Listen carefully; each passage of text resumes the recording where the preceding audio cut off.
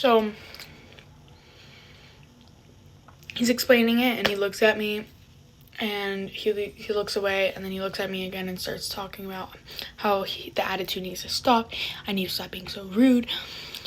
And I'm like, okay, I don't care. And of course, and then he's like, okay, we're gonna do this reading assignment because of Maggie. And he made sure it was very clear that I did it. I was like, you're welcome, to the entire class out loud, because I'm sick of his bullshit. One of the words he said to me.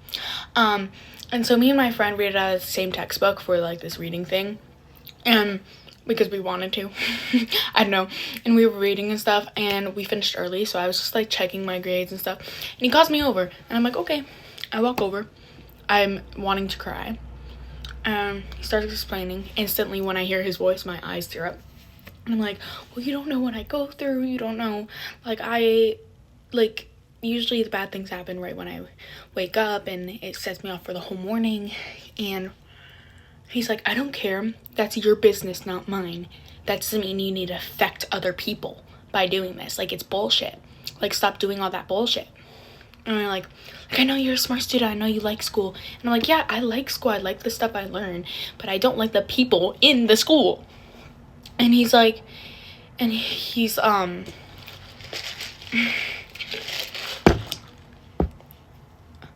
like, he keeps on, and he's like, I know you can kick ass. It's like, let's go kick some ass. Come on. And he keeps on saying stuff like that. And I'm like, dude, but he gets really quiet to make sure no one else heard. He'd be like, I know you can kick some ass. Or he'd be like, don't deal with that bullshit. And then he's like, this is all shit.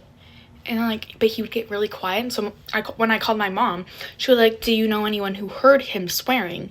Because obviously you need someone. You can't just trust me because I've done some bad shit. And I'm like, no, because he would get close to me. Like he literally was sitting in his rolling chair.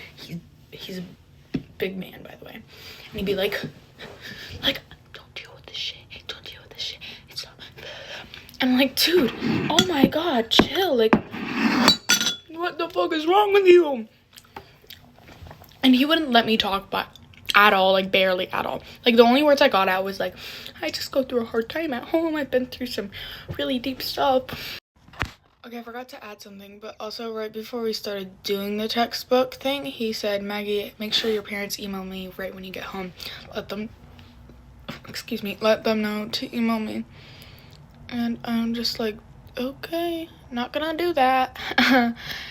This is before he even called me over. Again, like right after he was like sharing the day or whatever.